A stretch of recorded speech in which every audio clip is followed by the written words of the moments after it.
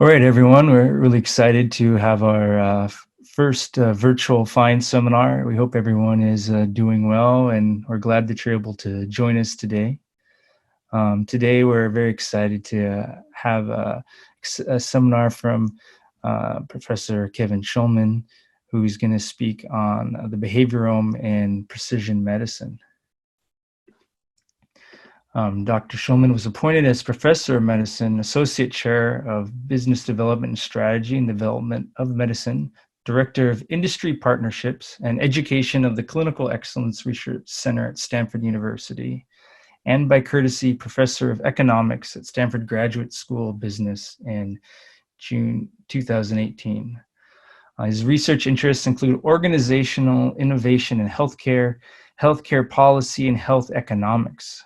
With 300 articles, 80 review articles and commentaries, and 40 studies and book chapters, Kevin Schulman has been a broad impact on health policy. He is a member of the editorial advisory boards of the American Heart Journal, Health Policy, Management, Innovation, and senior editor, associate editor of Health Services Research. At Duke School of Business, Dr. Schulman oversaw the growth of the health sector management program, graduating almost 1,500 students. He is the founding director of the unique Master of Management in Clinical Informatics program, originally offered through the School of Business and now housed in the Duke University School of Medicine. He has served as a visiting professor in general management at Harvard Business School from 2013 to 2016, and a visiting scholar from 2016 to 2018. He's the founding president of the Business School Alliance for Health Management, which is a consortium of the leading business school offering health management programs. He's also been elected member of the ASCI and AAP. So we are very excited to hear from him today and look forward to all his insights. So I'll hand it over to Dr. Schulman now. Well, thanks, Ryan, and I'm going to have to truncate that introduction. But thanks, everyone, for joining virtually. When I first got invited to talk about precision medicine, I really wanted to take a different perspective. We're at Stanford, we're very excited about the science and the idea about how to move the science forward. We're also really excited about digital medicine. But what I hope to convince you of this in the next hour is that we're missing a really critical component of what's the real opportunity here for digital medicine. I want to characterize what we do in healthcare as kind of analog. We're trained to see each patient in the office for a brief period of time. We actually approach patients more or less with the same ideas about questions that we have about how to provide information to them. Those of us who have more experience have some bedside manner, maybe tailor that a little bit, but it's a really pressured amount of time, very limited amount of time to do that. And then when we get all done, we give them this really exciting patient education information. This is from Up to Date. And everyone gets the same one. If we're lucky, that might be in their language, but it may not be. And that's kind of the state of the art ex ante to how we think about approaching our patient interactions. But the truth is that all of us have very different preferences. Here's Iowa caucuses. Of course, nobody ever counted these votes, but people in the same community who look and pretty similar have very different preferences for things like who they think the best candidate might be. Here's really interesting data on the prevalence of the most popular cars and how that varies across the country, and obviously probably varies by neighborhood within these markets. And then here's differences for preferences for color choices by age, and this kind of shows us how our preferences change over time in terms of most favorite and least favorite colors. There's also obviously information about gender, but basically these are ways of showing us that all of us have our own ideas and interests. So what I'd like to argue to start with is, the idea of patient engagement that we're all working on right now our model, our mental model, is really taking care of the person in front of us. And yet at the same time, we're moving very rapidly to this idea of population health. And really what that means is we're moving from an analog approach to healthcare to a digital approach to healthcare, where we actually can think about lots of ways in which we could reach and touch patients and help them on their care journey. I took Dean Miner's quote from a little bit ago, that precision health is a way of translating data into information that will lead us to take care of our health in a way that we might not otherwise have done before. And so we're poised to have a whole new level of precision in maintaining health based on, again, on this data. Most of what we've been talking about at Stanford up till this point is clinical data, genomic data, proteomic data, but I'm going to argue that actually there's a whole nother category of data that is available to us that we're missing. So with Stacy Wood at North Carolina State University, Stacy's been teaching marketing. We talked about this master's program I built at Duke called the Master's of Management in Clinical Informatics. And one of the core topics within that program was marketing. And Stacy is an editor of one of the marketing journals, the president of one of the marketing associations, and really has become fascinated on applications of marketing ideas and marketing theory to healthcare, and more importantly, how these digital interactions really can benefit from some of the ideas that are core parts of marketing science. So one of the ideas is to unlock new possibilities for using this knowledge to better understand what motivates patient action or explains inaction. All of us who are struggling with compliance, are there other ways we can help patients to invest in taking their medications? But the thing that I found most fascinating was Stacy's insight that this idea about characterizing our patients more fully can actually help us as clinicians to be more engaging in shared decision-making with a diverse group of patients by starting with some knowledge and some suggested specific language. And I'll show you some examples of that. So the idea of market segmentation is not new. It's research that determines how an organization divides its customers or cohorts into smaller groups based on characteristics such as age, income, personality traits, or behaviors. And these segments can be used to optimize products and advertising. And obviously, we live in this world all the time. Amazon magically makes recommendations to you. I'll show you some other recommendation engines. But basically, this is trying to use the information that we share and share freely with our friends at Google and Facebook and Amazon and Safeway that is helping them to tailor messaging to us that we might hopefully find valuable. So the market segmentation relies on a variety of different data sources. Demographics, obviously, we're very familiar with, and we collect those in our medical records. Geographic, we know a little bit about our market. We may or may not know much about nationality or ethnicity of patients until we first meet with them. But two sets of data that are really important in the marketing perspective that we don't have access to in healthcare or haven't had up till now is psychographics, and we'll talk about this, attitudes and values in a minute, and behavioral ideas, patterns, usage, social dynamics. We're talking a lot about social distancing and how we remove social distancing. Well, that's going to have huge impacts on what kinds of compliance people have with things like masks or hand hygiene. These are all behavioral characteristics that are going to influence people's health, and yet we're largely ignorant of those on the clinical side.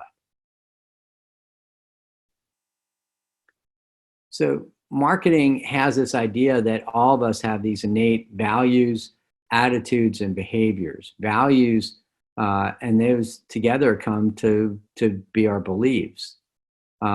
So values are things that are important to us, in terms of Maslow's hierarchy of needs. attitudes or how we treat others and approach situations, how we respond to each other professionally at the workplace. And then our behaviors is how we bring all these ideas of beliefs, values, and attitudes together in terms of what we do in a day-to-day basis, in terms of how we decide whether or not we want to buy, which items we want to buy in the supermarket, whether or not we want to come in for healthcare screening, whether or not we want to take our medicines, are all shaped by the same set of activities. I actually used this model 20 years ago to look at BRCA1 testing in families that are at high risk for breast cancer, and if basically consumers followed these kinds of pathways.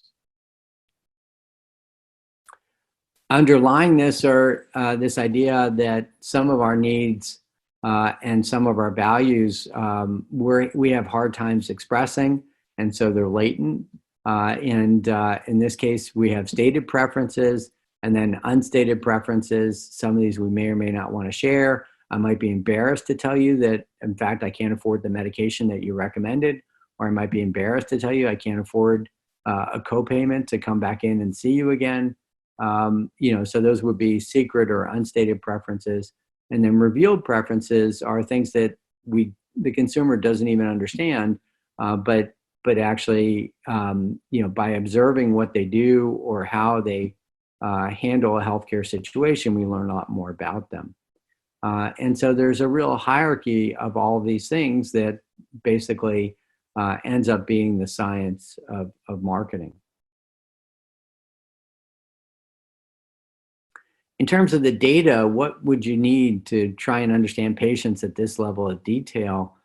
Here's one set of attributes that a marketing firm has recommended for segmentation strategies and different attitudes.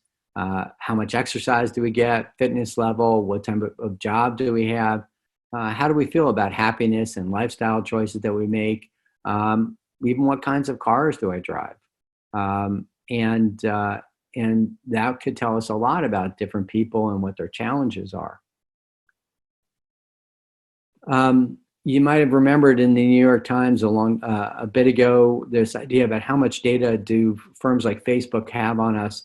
And this is all data that you can get from Facebook to help profile individuals in terms of, again, through Facebook sending marketing messages. But these are the kind of dimensions that are available to help us understand how patients are relating to each other. Imagine if we had information about what books you like, whether or not you like book clubs, whether or not you read books, how you socialize with your friends, what kind of activities you do.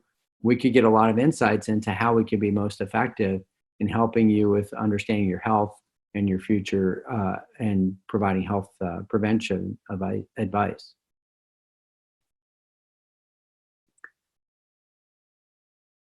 So in terms of looking at population health, which is a lot about what we're trying to tackle, if we think about Stanford not taking care of individuals that come to us in our office, but imagine we were taking care of the health of Palo Alto or if the health of Santa Clara County, how might we approach that with digital tools that might be available to us and digital strategies that we could deploy?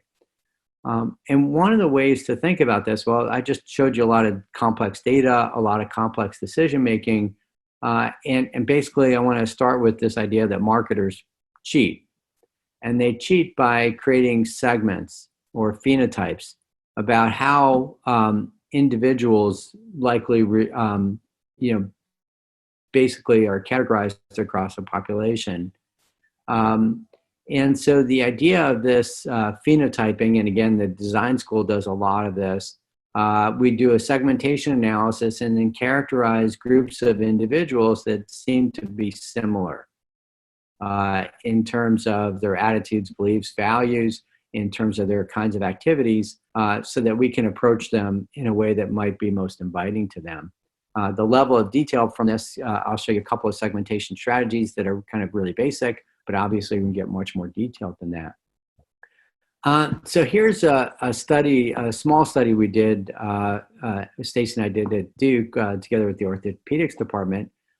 And what we were trying to do is understand whether or not people would respond to recommendations to exercise. And so the patients that we were talking to were patients who had arthritis. And then we gave them 4 different ideas about things that could be of interest to them to help reinforce the idea of exercise. And based on a pretty detailed questionnaire, we ended up segmenting them into 4 different buckets. And Stacey's great at creating names, so this is really just a factor analysis. But what you see are these names that are really kind of interesting and these subset of patients that are really interesting. So first off, the major break between the patients in terms of their responses was whether or not they categorized themselves as an athlete or not. Now, in this case, it was not whether or not they'd ever had been on a team or participate in team sport. It really is whether they thought of themselves as athletic or not. So this is not something even from a history you could ascertain. For the non-athletes, they were bucketed into 2 sub-buckets, amiable and inept, that doesn't have anyone to show them how to exercise, doesn't like to exercise, and then coaching might be really something that could be valuable here for this population.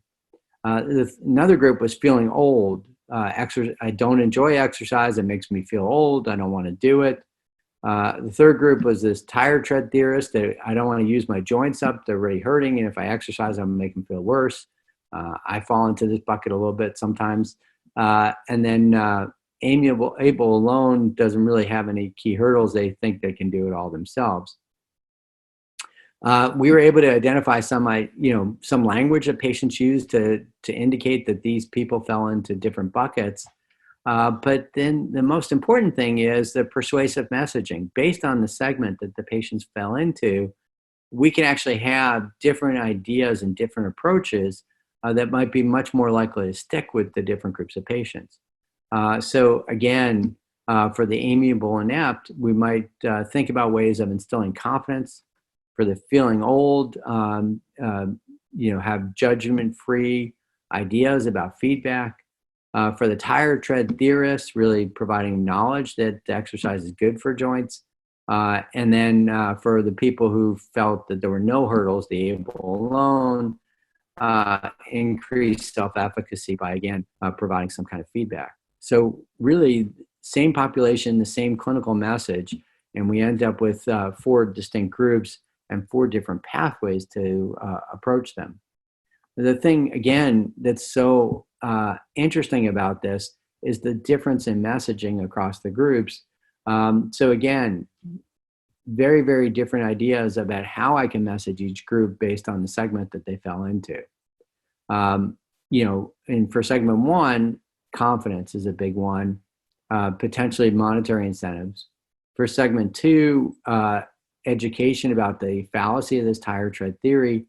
For segment 3, persuasive messaging like social support.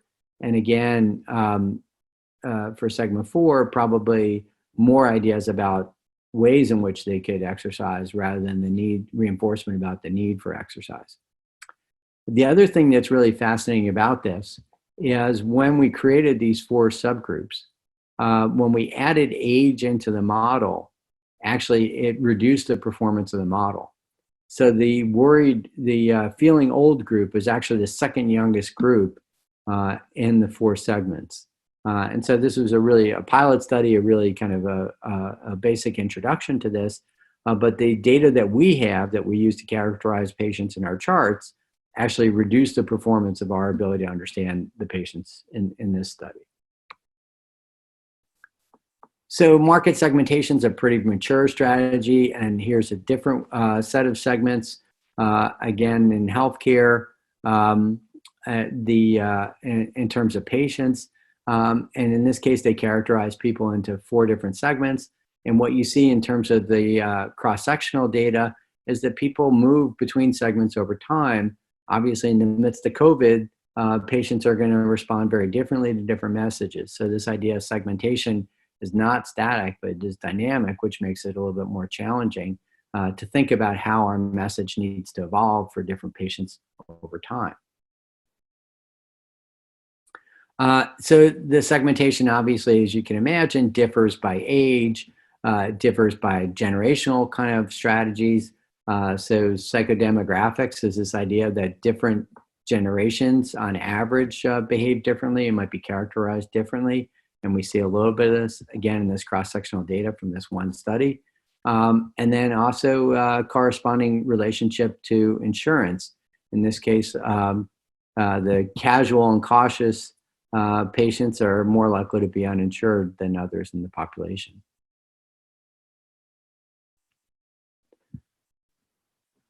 Well, how does this all relate to the care of patients in front of us, and why might we be interested in this from a population health perspective? And here's some data from the CDC on patient engagement and basically different levels of people who were active or inactive and their cost. And what we see is inactive patients are much more costly. There might be confounders in this. But the idea is that if we can engage our patients more in participating in their health and health behaviors, not only we will get clinical benefits out of this, but we might see some economic benefits as well. So we all know compliance is a huge issue, and that on average, 50% of medications for chronic diseases are not taken as prescribed. And what does that mean? And how does all of the stuff that we've just talked about psychodemographics, segmentation, and marketing, how does that relate to compliance? And it's really interesting. There's not great theories about compliance out there. I've been using this framework for a long time. This is a basic consumer framework, consumer behavior framework of how we make purchase decisions. That we recognize that we have a problem, then we search for information to help us solve that problem. We evaluate alternatives, then we make a purchase, we consume that good, and then we have something called post-purchase evaluation, where we decide whether or not we were satisfied with the choices that we made. So this is a pretty standard model. The problem recognition, I realize I realize I have a problem. If you think about it, I might need a cleaning product. And so how do I understand what cleaning products are going to be active against COVID? I'll go online and search for that. I'll evaluate the different alternatives. All of us have probably been through this already this month. Okay. And then we make a purchase decision. Do you like the Lysol you bought? Do you not like and then we use it. Do you like the smell? Are you worried that it's not going to be as effective as you want? Is it hard to use? And that's our post-purchase evaluation. And so all of us as consumers go through this. Most of us do this pretty subconsciously, and some of the times, with a bigger purchase, this becomes harder. Think about how you did it when you decided you need a new house or you need a new car. Obviously, you spend more time on this model. And some of the times we just go back and buy the old standby because we don't have to go through all this rigmarole. Well, when you wake up in the morning and decide whether or not you have to take a medication, actually, you're going through the same idea. You're purchasing that medicine that morning by taking that pill. Do you want to invest in taking that pill or that shot? You're going to go through all of this. What would happen to me if I don't take it today? I'm not feeling well. Should I take it? Should I not take it? It ends up being a pretty complicated decision for consumers. And then if you think about taking a medication 7 days a week, you actually have to go through this every single day. And not only that, your priorities may change day by day. I always remember a patient I had a long time ago from residence, and she came in one morning. We were doing a routine follow-up for cholesterol, and she was crying. And I was like, I'd seen her for many, many times, didn't understand why she'd be crying. It's really not life-threatening to have a high blood cholesterol. But it turned out there was death in the family, traumatic death in the family the night before. And the last thing on her mind was cholesterol that day. So I don't know if she actually took her meds that morning before she came and see me. I don't remember what her blood pressure was. But it really reminded me that we have to make a purchase decision every single day to take our medicines. And the reason why we take our medicine on Monday and Tuesday doesn't have to be the reason why we take our medicines on Wednesday and Thursday.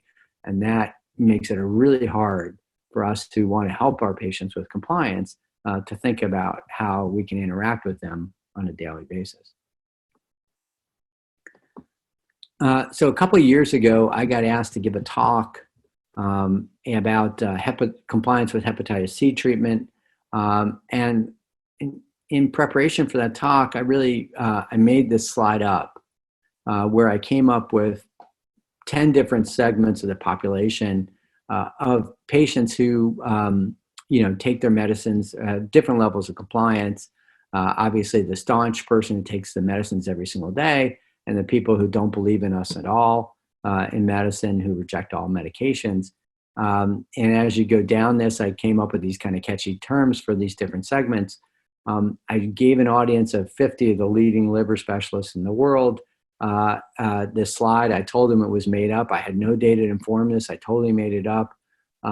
And rather than dismiss all of this, actually the meeting spent an hour on this slide where every single person was trying to think about different patients who fell into these different buckets that I had totally made up. And it really resonated.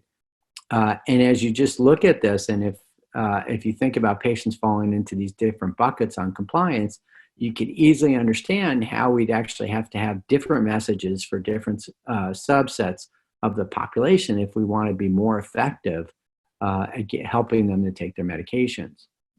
The other thing that comes to mind out of this is our ability to intervene across a population.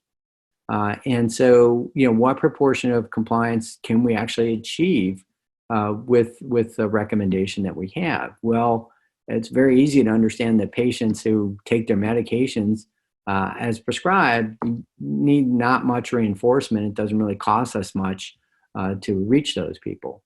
But as we go down this list, it costs more and more. The intensity of interventions have to be greater and greater if we want to help people with compliance. Up until deciles 9 and 10, especially decile 10, how would I get an anti-vaxxer to take their vaccines? That's incredibly challenging. We may not ever be able to achieve 100% compliance.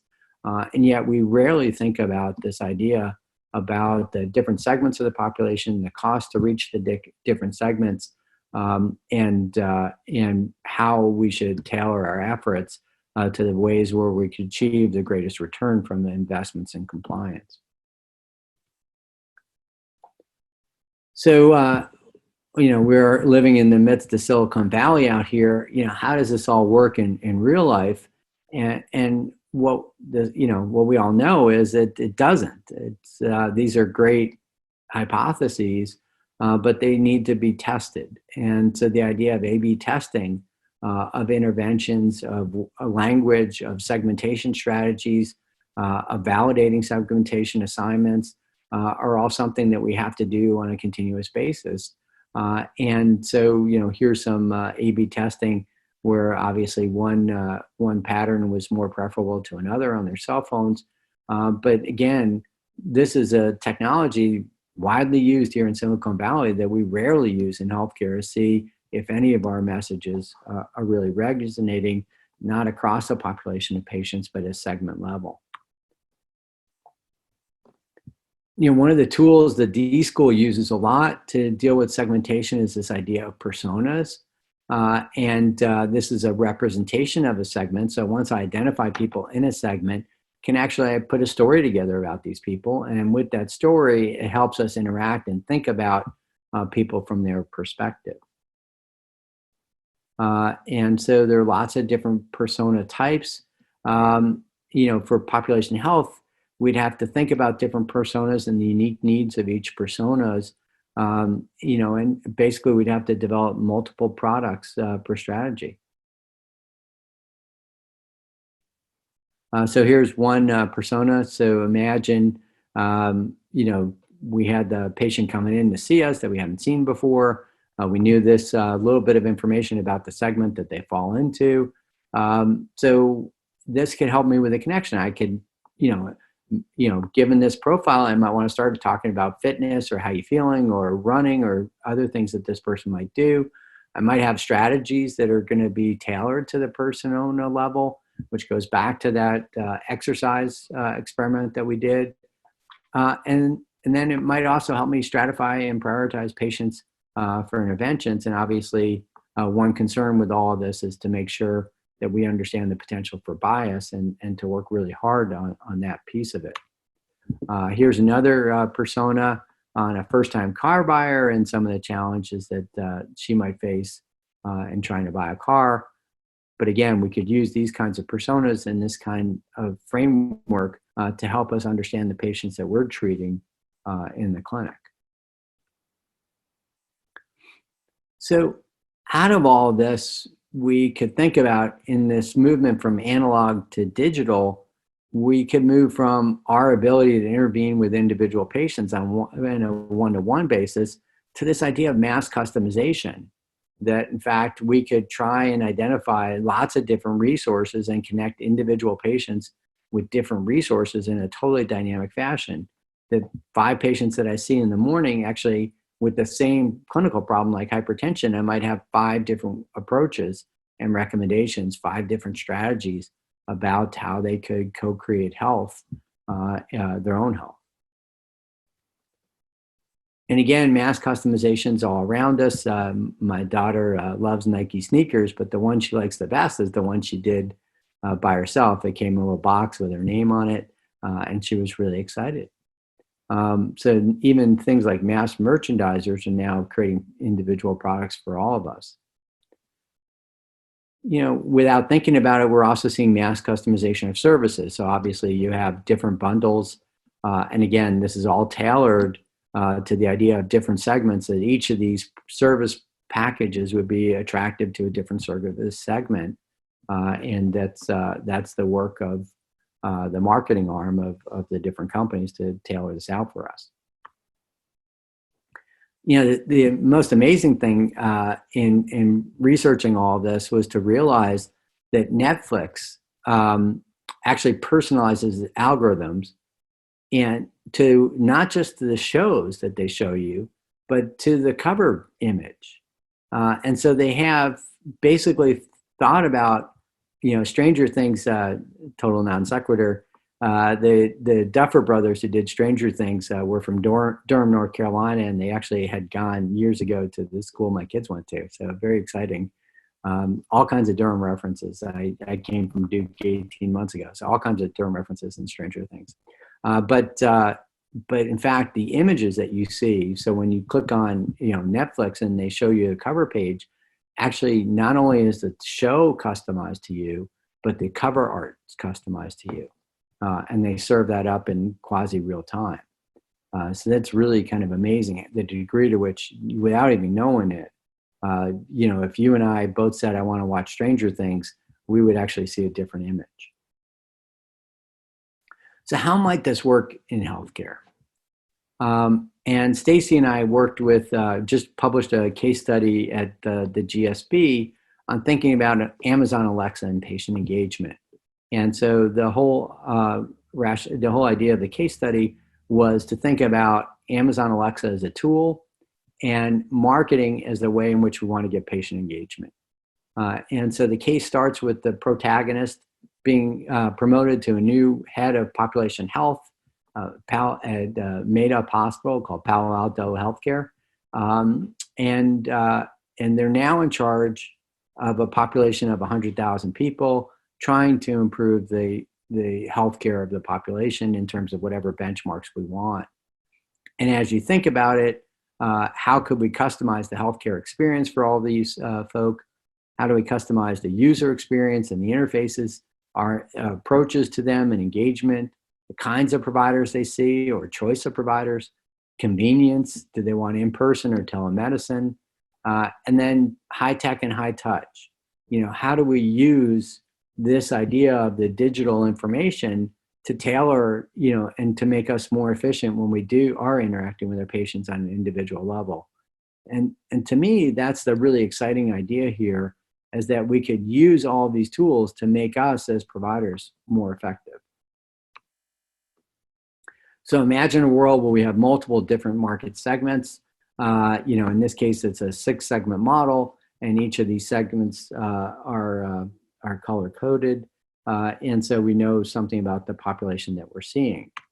Well, we could easily think about different content now that's tailored for each of these segments, that's basically developed and tested to know that we're going to be able to reach these folks. And again, these segments could stratify by unmet needs, that values formulation we talked about before. Could segment income is probably a big piece of this. What do I do if for low-income patients versus non-low-income patients, and how do I have different messages and different resources for those different groups? And Alexa, we started the case study. I wanted to write about Alexa and think about this idea of market segmentation.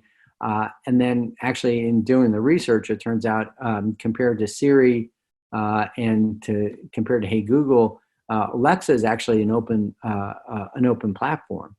And so you could write your own Alexa code and your own Alexa interfaces. And so at the end of the day, one of the things that comes out of the case study is, well, when Stanford just give you an Echo device for your patients. And then feedback. Really important here is this idea of A/B testing.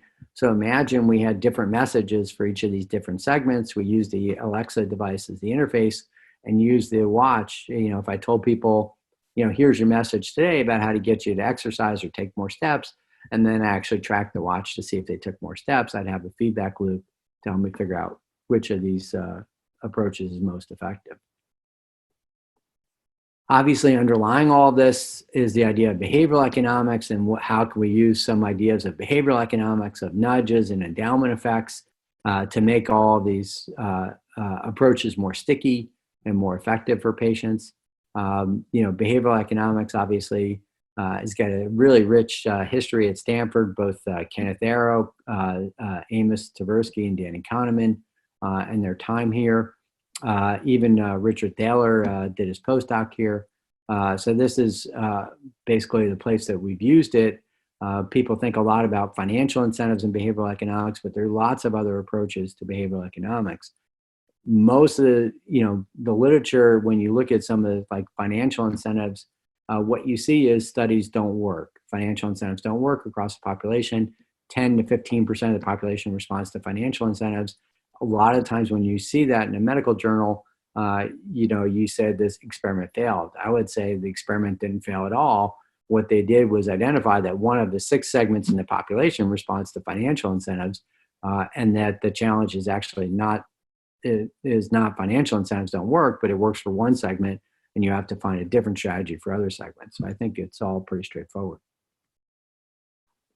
And Stacy and I were talking about this idea of behaviorome and telemedicine. And so obviously, we've gone very quickly to this idea of virtual visits and Zoom visits. And I'm not a great graphic artist, but, I have a question for you. How do you like me as a physician in this setting? Or do you prefer me in this setting? Or this setting? Or if we have to have a really, difficult conversation in this setting, can I take those personas and actually create the medical office that's going to be most accommodating to you and most comfortable to you as another tool to increase patient engagement? And so imagine actually from our perspective as clinicians, you saw the patient, you saw the segmentation strategy or the persona that would pop up. And actually, when you start the digital encounter with the patient, you'd have this little window that would have suggested language to start the patient encounter, given that the segmentation strategy. These segments, personas came out of a collaboration with the D School looking at caregiver support in Thailand for elderly patients in multi-generational households. I want to hark back to just one observation from a bit ago, is not only a segmentation strategy not static across time, but it's also not static across clinical conditions. And here's work we did to look at how patients make decisions for life-threatening conditions, in this case, choosing whether or not to participate in a phase 1 clinical trial, and patients' perceptions of loss right out of Kahneman and Tversky's prospect theory had a big influence on whether or not patients made what appeared to be risky decisions. The moral of the story is that different kinds of decisions that patients are making under different circumstances actually have different approaches, and so we need to also customize by the kinds of decisions that are being made. So, this idea about bringing together marketing and digital health ended up being an essay we wrote for the Journal of Consumer Research, really thinking about the interventions that are ahead and how we bring together marketing science and the digital tools that we have to really transform the way we think about caring for individuals in front of us and a population and at a population level, and actually understand that this is an area of research. And in here, Stacy and I wrote that this serves as a call to action for consumer research that's really needed to understand and facilitate this change. While these are, everything we talked about today is the tool of marketing, it's not at all clear how these tools apply to the very specific kinds of challenges our patients face in clinical medicine. So the digital revolution is here, and we wrote about this in the wake of COVID, and we've seen this around us. And kind of where I wanted to end up with today's talk is really think about the opportunities to bring this idea of personalization and customization that is precision health to the realm of not just the clinical science and the bench science, but actually to the soft sciences, especially marketing. So with that, let me thank you and be happy to take questions. All right, everyone. So if you have a question, go ahead and either type it out and we'll read it, or you can raise your hand and Ashley will unmute you and you can ask directly. Your choice, we'll try to alternate.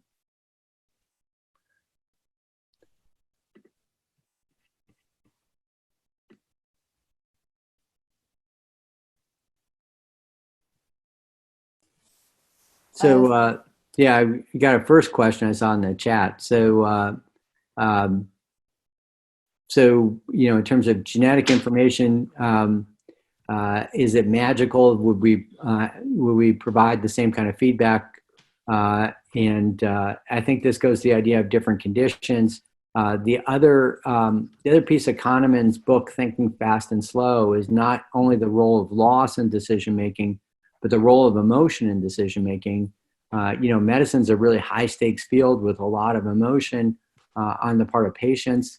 And I didn't put it in this talk, but I think we have different parts of medicine that are characterized differently emotionally.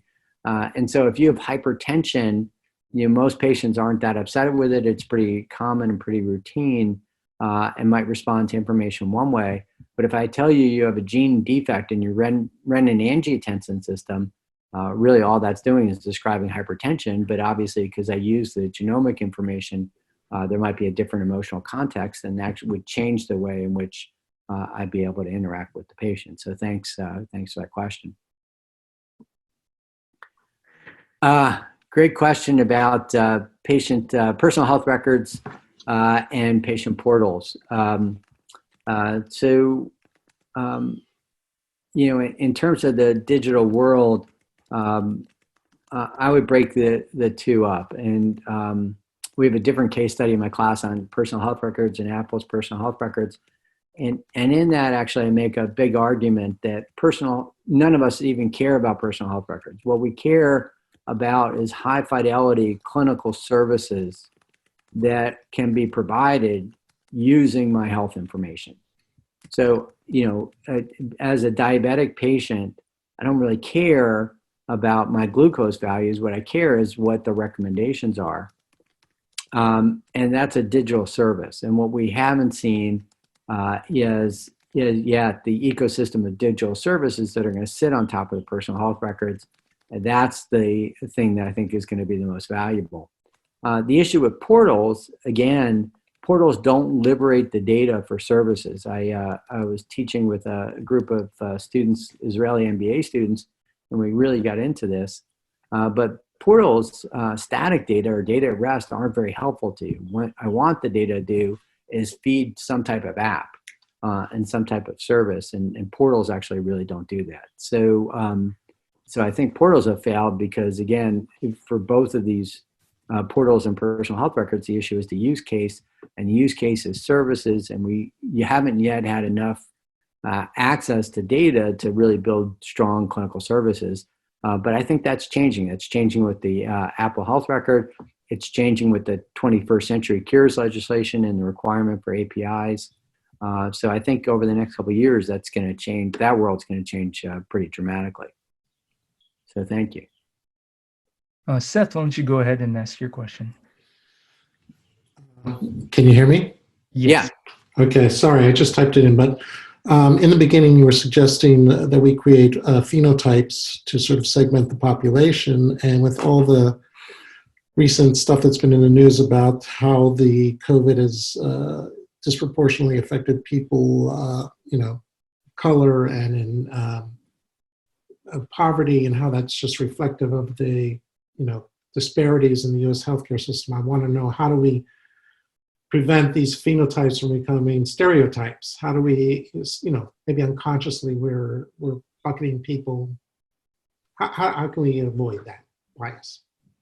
Yeah, I mean, I put it in there as a challenge, obviously. But the flip side is actually potentially I could reach people with very specific messages. So, tailoring a message to people in circumstances. If I tell people to exercise, but they live in a neighborhood, where there's lots of violence, and I don't give them a specific idea about how to exercise, it doesn't help them at all. So I think there's a fine line here of thinking about phenotypes, but even within, disadvantaged communities, there are going to be different phenotypes and different responses, different subsects of the population. So the one is to start with the idea that we're very concerned about these groups and that we don't want these things to become stereotypes. On the flip side is actually this could be a really powerful tool to help us reach people that we haven't been that effective at reaching. I do remember a long time ago when HIV first hit, they were public health messages on Seinfeld. And when we're thinking about the spread of the epidemic, nobody who was at risk was watching Seinfeld. And so, by ignoring that, we're not helping the situation either. So I think we have to approach this cautiously, and I totally agree with you. But I think even NIH does social marketing, and we do it very differently in different segments. Looks like the next question is how much digital health reduces silos, and I think it's the other side of this coin. Is it opens up a new tool to help us with these different groups. And again, remember the segmentation strategies here. A big piece of this is testing, and to make sure that we're not, using these things to reinforce barriers to care that already exist.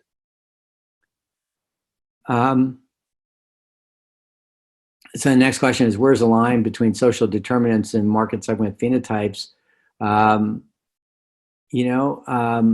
I think that's something for us to learn about and to research. And I think that's why I wanted to present this at a research seminar. So I think, at some level, to the worry about stereotyping, social determinants is a stereotype because all people that, are have an income strata or have a race fall into a social determinants category, but there's actually lots of different segments within any of those subsets of the population. At the other end of the extreme, obviously, you get really weirded out by some of these approaches, and so I think we have to be really cautious about it. The most extreme, my father-in-law was once working on his email, and an ad popped up for a sailboat, and he liked sailboats, and he took a look at the boat and then took a really hard look at the boat, and it actually had been a sailboat he sold 10 years before, and somebody was marketing back to him.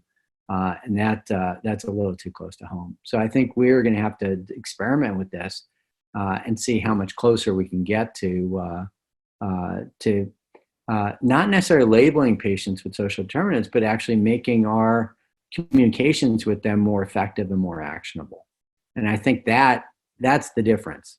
All the stuff that I'm talking about are tools that we can use, again, to initiate conversations, to think about approaches to patients that are going to resonate with them. And again, I think there's a whole set of dimensions beyond social determinants that we haven't had access to up till now. I hope that answers your question. If not, please let me know.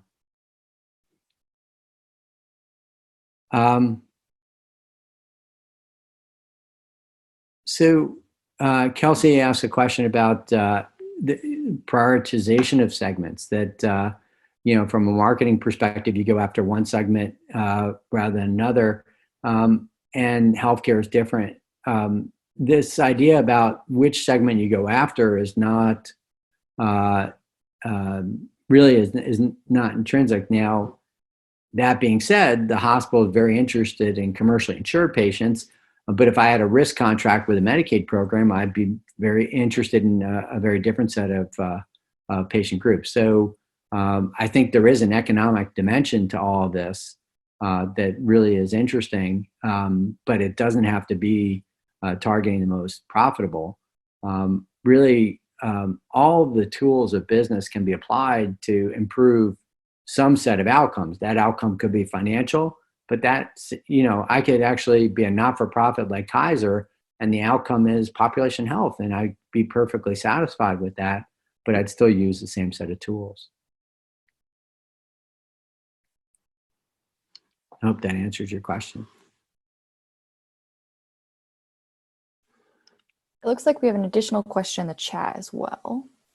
Let's see if I can get over there.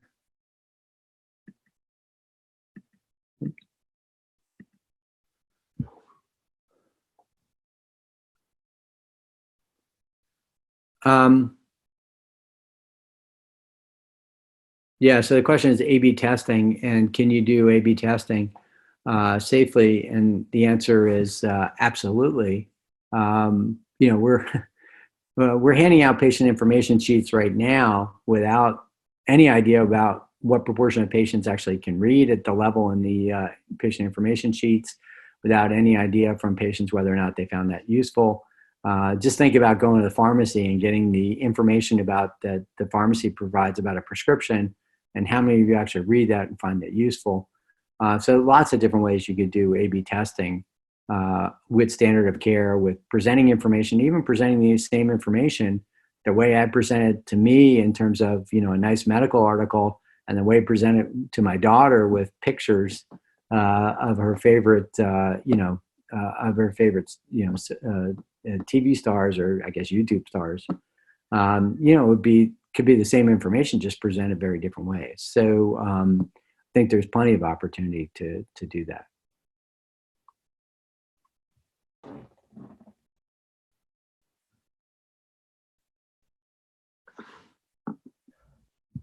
All right, do we have any further questions for Kevin? Okay, I think, we really enjoyed having you today, and thanks so much for an excellent talk and fielding all these interesting questions, and we really look forward to continuing to engage with you. Well, thank you all very much for inviting me, and thanks for zooming in with us today. All right, everyone. Well, have a great day, and we'll see you for our next PHIND seminar on May 19th. All right. Thank you again, Kevin. You have a great day. You too. Bye-bye. Bye.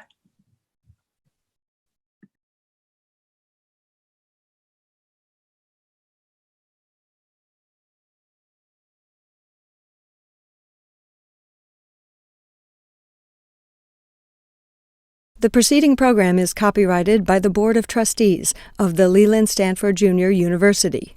Please visit us at med.stanford.edu.